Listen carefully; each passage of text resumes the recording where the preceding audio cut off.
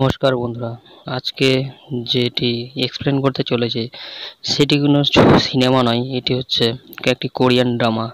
তার নাম হচ্ছে কুইন অফ টিয়ার্স। এই ড্রামাটিতে একটি গরিব ঘরের ছেলে একটি অনেক ধনী পরিবারের মেয়েকে বিয়ে করে, কিন্তু তাদের বৈবাহিক জীবন ভালো যায় না। তার ফলে ছেলেটি মেয়েটিকে দুজনে একে অপরের ডিভোর্স দিতে চায়, কিন্তু ছেলেটি যখন জানতে পারে যে মেয়েটি শুধুমাত্র 3 মাস বেঁচে থাকবে, তারপর সে তার ডিসিশন চেঞ্জ করে নেয়। তো এই ড্রামাটিতে এসব কিছু দুষ্টু মিষ্টি গল্প আছে। বন্ধুরা, শুরু করি। গল্পের শুরুতেই দেখা যায় যে হে ইন এবং ইয়োনো তারা সাংবাদিকের কাছে তাদের জীবন সম্পর্কে জানাচ্ছে, কিন্তু তাদের কথা শুনেই বোঝা যাচ্ছে যে তাদের যে বৈবাহিক সম্পর্ক সেটা একদম ভালো যাচ্ছে না। কিন্তু তা সত্ত্বেও তারা একে অপরের প্রশংসা করছে। তারা এটাও জানায় যে তাদের কিভাবে দেখা হয়েছিল। এক সময় একটি কোম্পানিতে হেইন এবং ইয়োনু একসঙ্গে কাজ করত, আর সেই সময় ইয়োনু হেইনকে অনেকভাবে হেল্প করত, কারণ হেইন কাজের মধ্যে একজন ইন্টার্ন হিসেবে কাজ করছিল আর মাঝে মাঝেই সে অনেক ভুল করত, আর তাকে যাতে অফিস থেকে তাড়িয়ে না দেয় তার জন্য ইয়োনু তাকে সাহায্য করত। এভাবেই তারা একে অপরকে পছন্দ করতে শুরু করে। কিন্তু একদিন ইয়োনু হেইনকে তার মনের কথা সব বলে দেয় যে সে তাকে পছন্দ করে।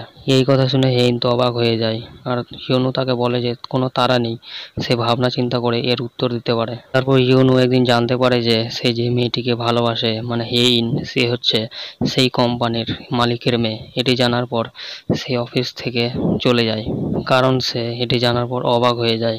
আর তারপর দেখা যায় যে গ্রামে ইয়োনুর বাড়ি, সেখানে একটি হেলিকপ্টার নিয়ে হেইন ইয়োনুর সঙ্গে দেখা করতে যায়। সেখানে গিয়ে হেইন তার মনের কথা কনফেস করে আর বলে যে সে তাকে বিয়ে করতে রাজি আছে। তারপরে তাদের বিয়ে হয়ে যায়। এগুলি ছিল ফ্ল্যাশব্যাক। এখন চলে আসে বর্তমানে। তারা একই অফিসে কাজ করে ঠিকই, কিন্তু তারা একে অপরের সঙ্গে কখনো ভালো করে কথা বলে না। আর এদিকে সেই কোম্পানির মালকিন এবং সিইও হচ্ছে হেইন। একদিন ইয়োনুকে হেইনের বাবা মা তার বাড়িতে ডাকে, আর তাদের দুজনকে বলে যে তাদের কাছ থেকে একটি বাচ্চা চাই। ইয়োনু হেইনের কাছে জিজ্ঞেস করে এসবের পরেও কি সে তাদের বাচ্চা হওয়া সম্ভব, কিন্তু হেইন বলে যে যদি ফ্যামিলির প্রয়োজন হয় তাহলে হতেই পারে। কিন্তু তাদেরকে অপরকে দেখে বোঝাই যায় যে তারা একে অপরকে একদম পছন্দ করে না। অন্যদিকে দেখা যায় ইয়োনুর যে বন্ধুগুলি তারা তাদের ডিভোর্স নিয়ে আলোচনা করছে, আর বলছে যে সে যদি হেইনকে ডিভোর্স দিতে যায় তাহলে তো তার ফ্যামিলি ইয়োনুর জীবন শেষ করে দেবে। তারপর শুনে দেখা যায় ইয়োনু হেইনের যে পিসি সে জেলে থাকে, তাকে জেল থেকে ছাড়িয়ে নিয়ে এসেছে। সে জেলে গেছিল কারণ হেইনের ঠাকুরদার একটি গার্লফ্রেন্ড আছে, তার নাম হচ্ছে মুসলি।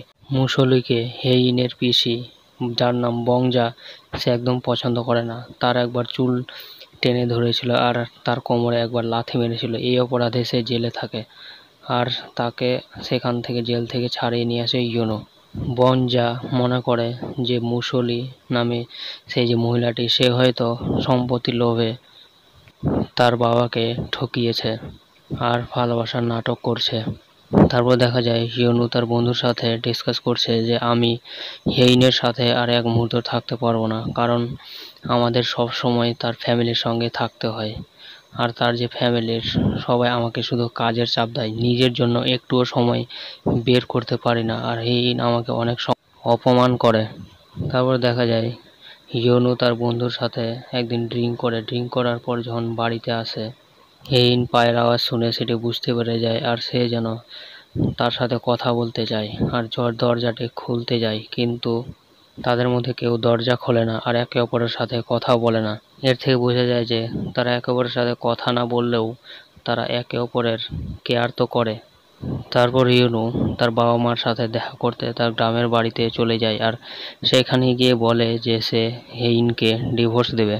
কিন্তু তার বাবা মা এটি শুনে অবাক হয়ে যায়, আর সে বলে যে সে যেন এটা না করে, কারণ বিয়ের পর এই ধরনের প্রবলেম সবার জীবনে হতেই থাকে। আর আমরা তো গ্রামে বাস করি, সবাই যদি জানতে পারে যে তোর ডিভোর্স হয়ে যাচ্ছে তাহলে তো সবাই সবসময় শুধু এই কথাটা নিয়েই গল্প করবে, আর গ্রামের লোক এইসব ব্যাপার নিয়ে খুবই মজা করবে। ইউনু যখন তার গ্রামের বাড়িতে ফিরে যায় তখন তার আগেই হেইনের কাছে একটি ডাক্তারের ইমেল আসে, আর সে তাকে সে ডাক্তারের সাথে দেখা করতে যায়। আর হেইন ইউনুকেও বলে যে সেও যাতে তার সাথে আসে, কিন্তু ইউনু তার সাথে যায় না। সে বলে যে আমি তোমার সাথে আর এক মুহূর্ত থাকতে চাই না। তারপর ইউনু গ্রামের বাড়ি থেকে আবার সিওল চলে যায় এই কথাটি হেইনকে বলতে, যে সে তাকে ডিভোর্স দেবে আর একটি ডিভোর্স পেপারও তৈরি করে নিয়ে যায়। কিন্তু ইউনু তার যে ডিভোর্সের ব্যাপারটি বলার আগেই হেইন ইউনুকে বলে যে তার একটি অসুখ হয়েছে আর সে আর 3 মাসের মধ্যেই মারা যাবে। এই কথাটা শোনার পর ইউনু একটু অবাক হয়ে যায়, আর সে মনে মনে ভাবতে থাকে যে হেইন তো এমনিতেই 3 মাস পর মারা যাবে, আর আমাকে আর ডিভোর্স নেওয়ার কোনো প্রয়োজন হবে না। তাও ইউনু নাটক করে তাকে বলে যে আগে যা কিছু ঘটেছে, আমরা যা ঝগড়া করেছি সেগুলোর জন্য সরি, আর হেইনকে জড়িয়ে ধরে আর তাকে আই লাভ ইউ বলে। আর এই এপিসোডটির শেষে দেখা যায় ইউনু এবং হেইনের একটি খুব সুন্দর বিয়ের অ্যালবাম, এবং এটি দেখতে সত্যি খুবই অসাধারণ। তো এই এপিসোডটি এ পর্যন্তই ছিল। এর পরের এপিসোডের এক্সপ্লেনেশন পাওয়ার জন্য এই চ্যানেলটিকে সাবস্ক্রাইব করে নেবেন।